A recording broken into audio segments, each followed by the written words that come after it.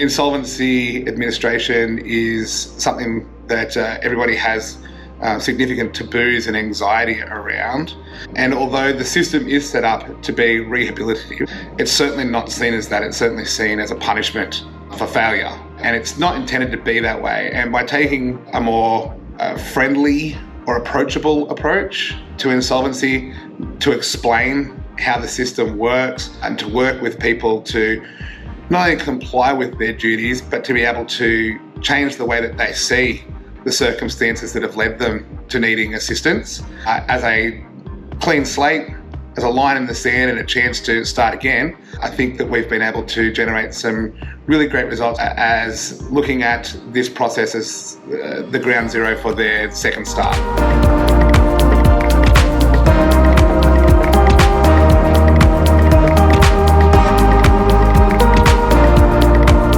Hi everyone, Liam Bailey here from O'Brien Palmer. Over the last 12 months we've been making a bunch of videos that have been really well received by everybody out there. And in particular, some of the videos that have been the most well received have been the Meet the Team videos. In response to a lot of your inquiries, today's Meet the Team is about me. Liam Bailey, how I became a liquidator, managing partner of O'Brien Palmer, and why I do what I do. Well, I got into insolvency, like most people in this industry, sort of by mistake. I studied law at Macquarie University and once upon a time had idealistic dreams of being an environmental lawyer. However, when I graduated from law, I found that I did not actually enjoy the practice of working in law. Having quit my most recent job at a law firm as a low-level junior graduate researcher, I went back to pouring beers at the pub near where I lived to cover my bills when a friend suggested that maybe I might like to work in a startup insolvency firm for a while I worked out where I wanted to work next. So I did, at a little firm called Paladin Partners, which no longer exists, and I found a job that I thoroughly enjoyed. The reason I enjoyed it so much is that being in insolvency, the job is part accounting, part law, part business. It's working with people, it's very practical. So from very early on in a startup insolvency firm, I was working on insolvency matters above the pay grade of usual junior insolvency accountants. I was working on them from start to finish. I remember in my very early days, within the first week or so, being given my boss's keys, sent to drive up to the Blue Mountains to close down a Blockbuster video chain store that had gone into liquidation. First practical insolvency job, it was to go up, talk to a bunch of the staff and to terminate their employment, which was pretty rough for a junior insolvency accountant. After the staff were terminated, I had to go through and conduct a stock take of all of the DVDs and videos and everything on site. I had to arrange a locksmith to secure the premises and bring all of the cash home to be banked. For my first real insolvency job, to be thrown in the deep end like that, I really lit a fire in me that this was a really interesting job. That's a pretty big responsibility for my first job in insolvency at only the age of 25. But I lit a real interest in me for insolvency because whilst I did feel like I was in the deep end, I also felt like I was really working on something that actually mattered as opposed to being a tiny cog in a very large wheel at some of the law firms that I've worked at. After working in that role for about a year, I was headhunted and offered a role at a national firm, but a small office here in Sydney called Worrells, where I became part of the team as a senior insolvency accountant. That was pretty quick career progression. And I was working on a lot more complicated matters. I was working on voluntary administrations. I was working on trade-on administrations. And again, I found them to be absolutely fascinating. The broad array of tasks that we'd be working on, conducting investigations, trading businesses, selling assets, negotiating with creditors in the tax office. It was in this role that I met some of the amazing people who are still working with me today at O'Brien Palmer. Craig Tinkler, who is our firm's CEO and CFO, was my manager at the time.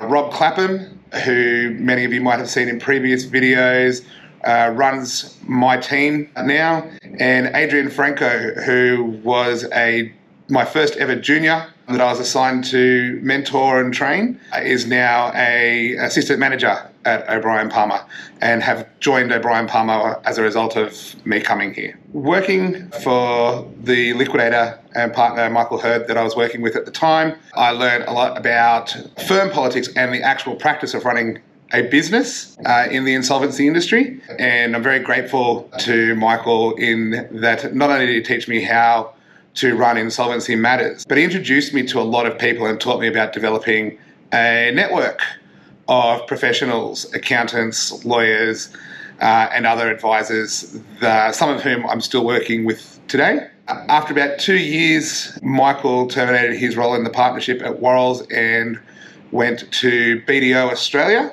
so a much bigger firm again, and offered me the role to come with him because he was taking all of his matters with him that I had all the carriage and knowledge about. So I moved with him to BDO here in Sydney, where I worked for a further 2 years. Again, this gave me the opportunity to work on even bigger matters and more complex administrations, and to a certain degree, working with Michael very closely allowed me to expand my network and some of the soft skills that a liquidator needs to be able to operate as a business and develop a revenue stream within this industry. So one of the big things that I learned at BDO was working with a very well-respected bankruptcy trustee by the name of Steve Dixon, and that was where I developed my knowledge in relation to bankruptcy and personal insolvency, which had never been part of my role prior to working at BDO, but is now a reasonably large part of my practice today. When the BDO offices in Sydney were integrating with Grant Thornton in 2012, I took a redundancy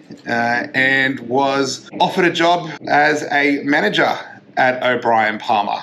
So I started here in July 2012.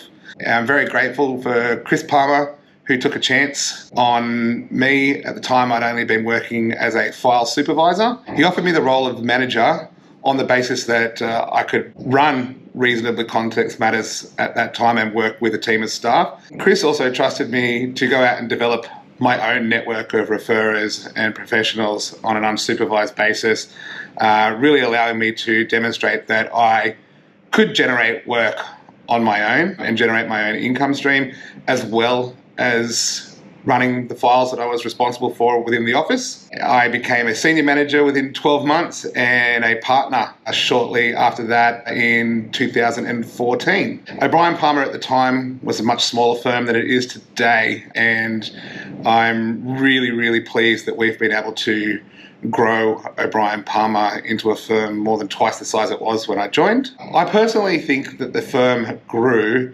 because we expanded the network of contacts that the firm had into new areas. The traditional networks that O'Brien Palmer had always utilised were not the same sources of work that I was generating. We brought on board some new talents, including people that came from previous firms that I'd worked at to help grow O'Brien Palmer. These were people that I trusted completely to have my back and the firm's back as we sought to expand the business's footprint.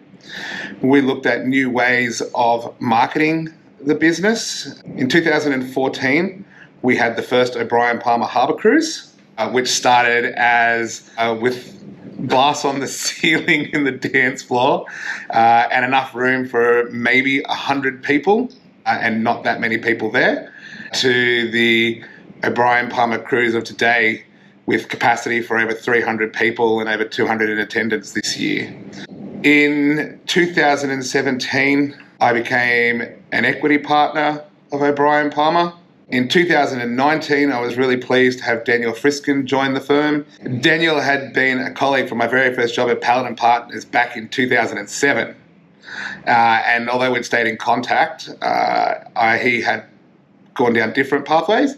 And so I was really pleased to be able to bring him on board in 2019. And then to have Ahmed Sawaid join us in 2023. I accepted the managing partner's role in 2021 and have been doing this ever since. O'Brien Palmer is my firm, my business. I get to work with friends and well-respected colleagues. I get to provide for my family doing something that I think I'm good at and that I care about. And so I couldn't be happier. So I think a major focus of the way I've performed my role is to try and be more approachable and more transparent than a lot of the profession is. Insolvency administration is something that everybody has significant taboos and anxiety around. And although the system is set up to be rehabilitative, that is, to resolve businesses that have failed or to help people in financial distress, it's certainly not seen as that. It's certainly seen as a punishment for failure. And it's not intended to be that way. And by taking a more friendly or approachable approach to insolvency, to explain how the system works and to work with people to not only comply with their duties, but to be able to change the way that they see the circumstances that have led them to needing assistance as a clean slate, as a line in the sand and a chance to start again. I think that we've been able to generate some really great results, not only for creditors and stakeholders, but also for directors and bankrupts, as looking at this process as the ground zero for their second start. Over the last 12 years here at O'Brien Palmer, we've worked on a number of really large and interesting matters. It is quite interesting that my very first official appointment, once I received my liquidator's ticket, was to be appointed as one of the receivers of Pieface Australia. Everyone might remember that in 2017, or in the lead up to 2017, there'd been a real growth of Pieface kiosks, particularly around the city here in Sydney, and become a very recognisable brand. But unfortunately, the legacy of that company was such that the debt, the complex corporate structure, meant that it was saddled with legacy debt and issues that it needed to overcome if it was going to prosper.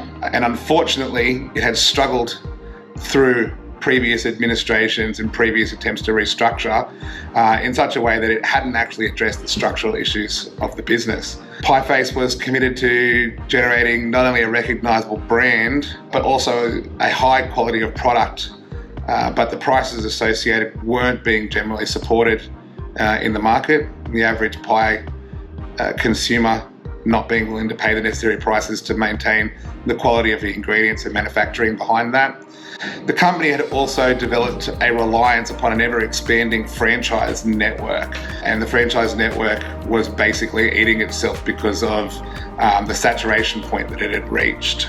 And so when we were appointed as receivers on behalf of an international funding organisation, looking for not only a return on its investment, but a way that the business might actually survive.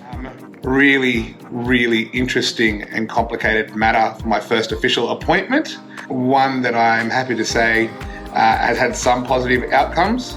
Pieface as a brand ended up being sold to United Petroleum, who reconfigured the business to be a sale through their network of petrol stations throughout the country.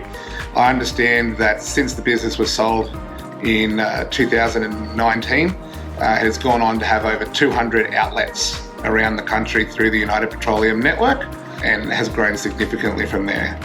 So whilst the business needed a complete restructure and reimagining in the way that it was going to interact with the market, that was something that we were able to achieve with some positive results for stakeholders, including employees and funders along the way.